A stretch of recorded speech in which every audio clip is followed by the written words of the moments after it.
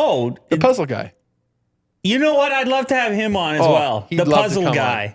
He'd be here in a minute. Can you put us in touch or what? Absolutely. Look at that. Because it's another Toronto guy. How about Toronto? Shout out Toronto. Shout out Toronto. He's from Montreal. Oh, never mind. But he's here a lot. And one of my good friends, we still collaborate on stuff. I'm calling him every day. We FaceTime all the time. And he really took this puzzle thing to the next level.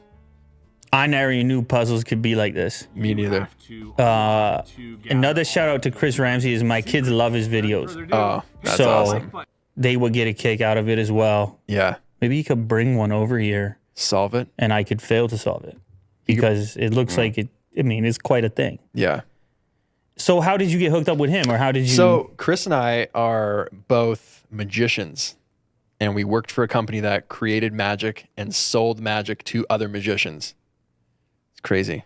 This is a ridiculous story right here. So we would come up with tricks, lease tricks off different artists, buy the rights off tricks off different artists, design products, decks of cards. I think actually the company sent you one way back in the day. It was this fire flamethrower thing. What is going on? This wrist-mounted flamethrower thing. Okay, yes. Do you remember that? This. Yes.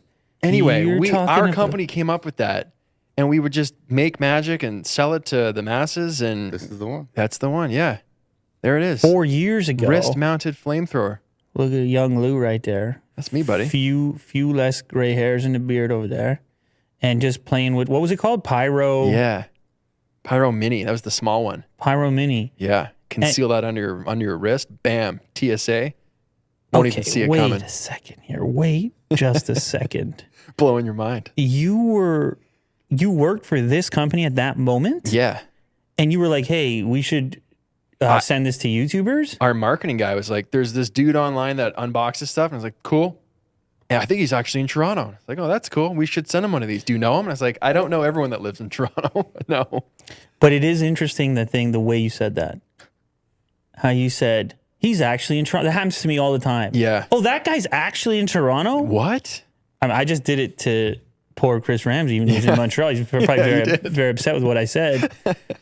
But it actually does happen. Yeah. There's quite a few cool people around here, and you and I are like, whatever, 5 minutes apart. Yeah. Which is also ridiculous. I could one wheel here. But it also means that you can show up, you can be on this show. Yeah. Which is cool. It's going to happen. All right, so we sent you the flamethrower. There was one day, Chris and I were standing in San Diego, and we were just both talking about, wanting to take our creative lives into our own hands. How do we do that? And he was saying, I have about 37,000 subscribers on YouTube. I was like, whoa, what does that mean? He's like, I don't know, but I feel like I could maybe monetize it somehow and make it a job.